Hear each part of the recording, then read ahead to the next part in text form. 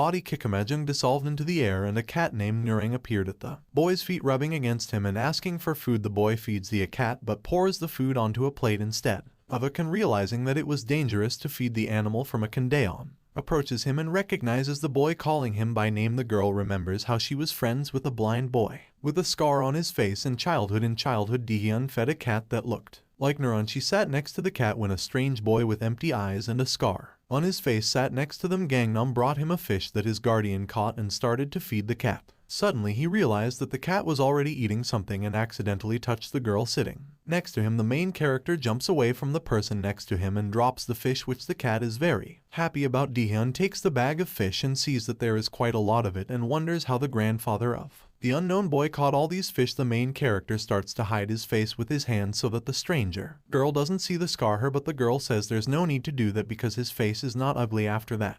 Daehyun touches Gangnam's face and tells him that it probably hurts him a lot in his heart and also that he can see but only in his own way. The main character hears his name being called and is distracted from the cat turning to the girl, but she is no longer there, so Gangnam thinks he just imagined it. It is not usual for the boy to be alone in the apartment at night and he really hopes that his grandfather and Kekamajin will return soon. He is tormented by a nightmare about how he sees the moment a few seconds before the fire that took his parents' lives from a third-person perspective. The boy screams at his mother not to turn on the stove, but he feels like an outside observer. He sees an explosion and then wakes up while washing up. Gangnam shakes off the remnants of the nightmare and remembers his classmates' words about how he beat up a bully who attacked them. He doesn't remember it at all, but if he takes Kekamajang's words about memory lapses seriously, it's quite possible that it really happened. The main character plans to ask his imaginary friend about it. In the morning, Gangnam gets ready for school, but he sees Habyal, who is not in a school uniform, and the girl reminds him that today is a day off. The main character realizes that he doesn't remember what happened yesterday, which is why he got lost in the days of the week. When he enters the apartment, the boy is shocked by the realization of how big his memory gaps are. Gangnam comes to the library and sees the date and day of the week. It's really sad how strange that he forgot. In the hall by the water dispenser, he notices Daehyun, the girl he saw in the park, and greets her with a short bow. The girl herself is not sure if he is the same guy she met as a child. After all, he had a scar that couldn't be hidden by hair and his blindness couldn't have disappeared anywhere. Hanuman enters the room and calls his friend by name. At that moment, the fair-haired girl runs around the corner, realizing that the guy is named just like the boy from her childhood. Could it really be the same person? CEO is about to meet Daehyun in the library when guys from the school gang call him. They tell him that they can't find their leader and that he gathered some guys to retaliate against the newcomer. The old clearly doesn't like all of this, and as soon as the phone call ends, he sees Gangnam by the library building. The guy approaches the new kid, introduces himself, and warns him that he is in a dangerous situation. But the boy claims to know nothing about the upcoming fight. Then Seoho simply offers the main character his friendship, shakes his hand, and leaves. Hanum, who was standing nearby, finds the situation strange and warns his classmate to be careful with his new acquaintance. After all, it's unclear what his intentions are. This guy is dangerous. He's someone like the head of a gang, and even school bullies are afraid of him. Gangnam is surprised and says that the guy doesn't look like a thug, and at that moment Ki Majung starts whispering in his ear that he actually does. The main character gets scared but can't explain to his classmate what exactly scared him, and the guys say goodbye and go home.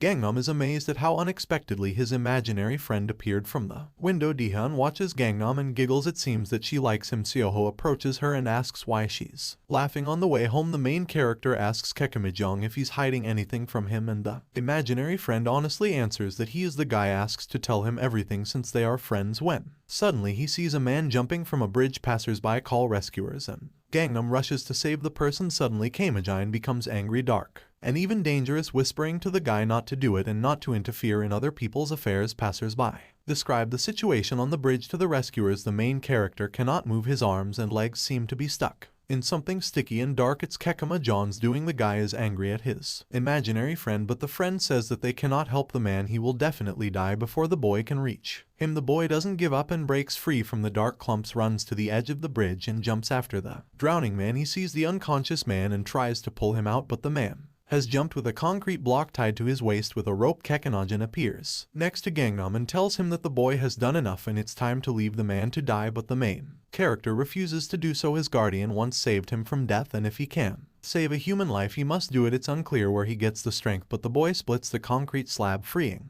the drum man. He lifts the man up and his imaginary friend, and something much bigger, dark, and evil speak at the bottom of the sea, saying that Gangnam is too kind and the darkness had long planned to take the man, but the boy interfered. Dahyun and Seoho are sitting near the library discussing their studies and taking a break from doing their homework. The girl wanted to tell her friends something about Gangnam, but they are interrupted by the sounds of the rescue team's car. Several rescue workers are ready to dive into the water and retrieve the presumed body of the man, but then Gangnam emerges from the water pulling the rescued man with him. After first aid, the victim regains consciousness and the rescuers tell him that a teenager saved his life, and the man only responds that he injured his back. A rescuer offers a boy a ride home as he is all wet and the boy agrees. In the ambulance, the rescuer asks the main character if anything hurts and the boy shows him his hand, remembering he hurt it while breaking a concrete slab. However, the medic says the hand is fine and there are no injuries, which is strange as Gangnam clearly remembers feeling pain in that hand. The rescuer asks the man why he jumped off the bridge. The victim replies that he doesn't remember anything, that he had a meeting and then nothing. The main character remembers his own memory gaps and realizes that something similar must have happened to this man. Something else was in control of him, the man saved by the boy thanks the main character and says that his parents raised a worthy son. The guy explains that his parents died in a fire years ago and his grandfather raised him. The rescuer remembers putting out a fire years ago where only a boy survived, but he doubts that this guy is that child. After dropping off the main character at his home, the rescuer and his partner remember that fire. Their conversation makes it clear that it was deliberate arson and the killer fled the scene and was never found. Halaboji goes to a man and throws papers about his adopted child on the table. He is angry and doesn't understand why it still lives in the boy after so many years. He says that everything can't be left like this and it needs to be gotten rid of. The man sees no other option but to kill the boy. At the door to Gangnam's apartment, he realizes he lost his keys in the water. Habio returns from practice and sees the main character standing there asking why the boy is here and why he's wet. The boy seems to have caught a cold. Habio lets her friend into the house and gives him her brother's clean clothes, sending him to take a shower while she prepares to call a locksmith to help Gangnam with his door. In the shower, the guy reflects on how he had never seen his imaginary friend behave so strangely and even frighteningly before. He will have to ask him about it at their next meeting. After the shower, he puts on a pair of pants and notices that his body looks much better. However, he can't remember if it was always like that or if something has changed. The pants are too big and Kekimajing pops out of them. The protagonist argues with his imaginary friend trying to catch him while Habio thinks the boy is calling her. She knocks on the bathroom door and enters, but at that moment the protagonist falls on her and just his pants. The girl is shocked and screams at him to get off. CEO had fallen asleep in the library but woke up to a phone call. At first he's annoyed that someone didn't turn off their phone in the library, but then he realizes it's his own phone ringing. Members of the school gang call him and ask him to come to the hospital, saying it's about the newbie. This angers him because he had planned to spend the day in the library with his friend, but he still goes there. Almost all of the school gang members are lying in hospital beds with serious injuries. Their leader says that it's the protagonist doing and that it all happened on Friday. Gangnam returns home from school with his friends looking different than usual, with his hair styled differently and behaving oddly. The gang follows the group, waiting for them to disperse so they can beat up the newbie. However, to everyone's surprise, the boy says goodbye to his friends and walks away from them. The gang follows him and discovers that he's standing in an alley, his body trembling. It seems like he's crying, but it's not tears, it's laughter. A gang cornered a boy in an alley telling him to beg for mercy, but instead he just stood there looking at them without expressing any emotions. The gang leader hurled insults at the new student trying to get a reaction, and he gets it. Gangnam suddenly starts hitting the subordinates standing behind him. Then the gang leader himself, he pins the offender against the wall, hitting him hard with his head and tells him to watch more carefully while he beats up one of the gang members. The bully wants to attack the boy from behind with a wrench, but the main character deftly dodges and twists the attacker's arm back, smiling at the leader and breaking his subordinate's arm with a loud crunch, waving it at the leader. Those who are still able to run begin to scatter from the alley, but the gang leader is still lying on the asphalt. Gangnam tells him that it is now his turn to beg for mercy and that the gangsters themselves came to him. It is their fault. He makes him keep quiet about what happened and that his gang was beaten up. CEO listens to the story of one of the hooligans who managed to escape and stay unharmed. The guy thinks it's very strange because he saw Gangnam today and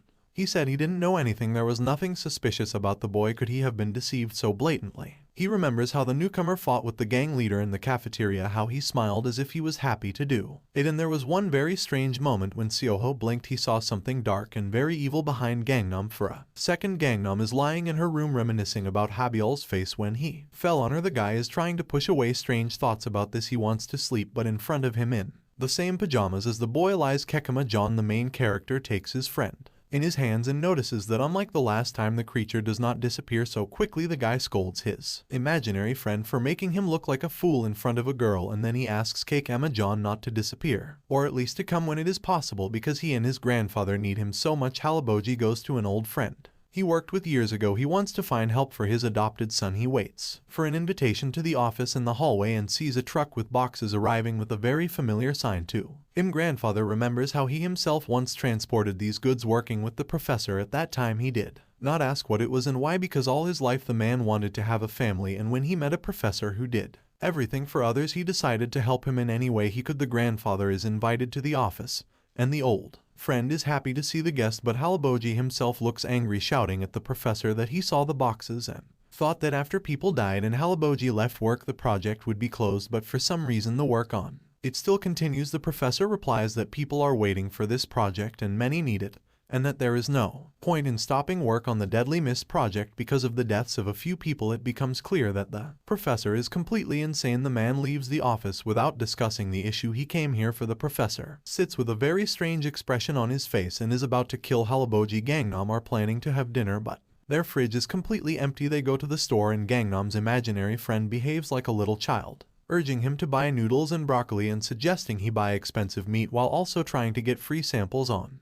the way home. Gangnam tells Keiko Majang that he thought his imaginary friend would disappear once they got to the store, but the creature doesn't see a problem with staying at the bus stop. Gangnam meets Happyo and they walk home together. She looks into the grocery bag he's carrying and is surprised to see it only contains broccoli and new noodles. Happyo asks why he's planning to eat alone, and Gangnam says his family has gone away for a few days but doesn't tell her the real reason. At home he plans to cook the noodles for himself, and his imaginary friend is happy that they will finally eat. Suddenly there's a knock at the door and it's Habyul inviting Gangnam to have dinner with her family. Her brother complains that he can't find his things, but they don't mention that Gangnam forgot to return them. The dinner is filled with a pleasant family atmosphere, something Gangnam has always been missing. Habyul's family tells him that he and Habyul would make a great couple, suspecting that there might be more than just friendship between them. Gangnam suddenly remembers his childhood, sitting at the table with his parents taking pictures to remember everything until the memory turns dark and unpleasant. He recalls that his parents were killed by darkness, or perhaps it was Keikomonjon.